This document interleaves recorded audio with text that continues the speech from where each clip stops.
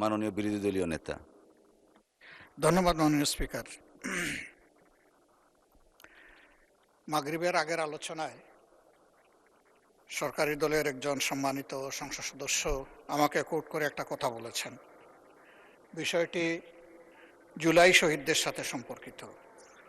তিনি বলেছেন, শহীদদের সংখ্যা যদি 800+ হয় তাহলে আমি 1200 বাড়িতে গেলাম কিভাবে, ফ্যামিলিতে গেলাম কিভাবে। ওনাকে আমি এখন দেখছি না, আমি এখানে উনি থাকলে ওনাকে বলতাম যে হিসাবটা মাননীয় প্রতিমন্ত্রীর কাছ থেকে বুঝে নেওয়ার জন্য। সালাউদ্দিন টুকু সাহেব তার বক্তব্যে নিজেই বলেছেন যে শুধু জাতীয়তাবাদী দল এবং তার অঙ্গ সংগঠনের লোকরাই শহীদ হয়েছে 1000-এর ঊর্ধ্বে।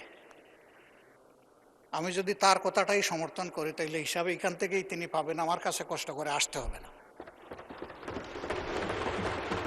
2 নম্বর, আমি আনঅথেন্টিক কোনো কথা বলিনি। এই ব্যাপারে আমাদের কাছে একটা কমপ্লিট প্রোফাইল আছে। এখানে উপস্থিত অনেকে আমাদের সেই প্রোফাইল পেয়েছে, আমাদের ওয়েবসাইটে অ্যাভেইলেবল। ক্রস চেক করে আমরা নিশ্চিত হওয়ার পরে এই তালিকাগুলো করেছি।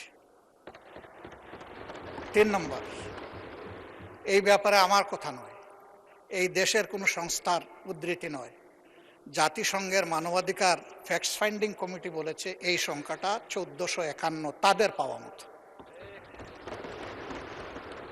বিভিন্ন জায়গায় যখন যাই, কিছু মানুষ আসেন, তারা অসহায়ের মতো মুখের দিকে তাকায় থাকেন, এরপরে বলেন আমার বাবাটার কোনো খবর আপনাদের কাছে আছে কিনা। ওই যে 2 দিন ইন্টারনেট বন্ধ করে মানুষ খুন করে গুম করা হয়েছে, তাদের হিসাব তো কেউ দিচ্ছে না। এ সংখ্যা তো আরো বেশি। মহান জাতীয় সংসদে দাঁড়িয়ে আমরা যখন কথা বলবো, তখন আমাদের কথাগুলো, আমি আরেকদিন অনুরোধ করেছি, এটা যেন দায়িত্বশীল আচরণ হয়। ধন্যবাদ মাননীয় স্পিকার। ধন্যবাদ মাননীয় বিরোধী দলীয় নেতা।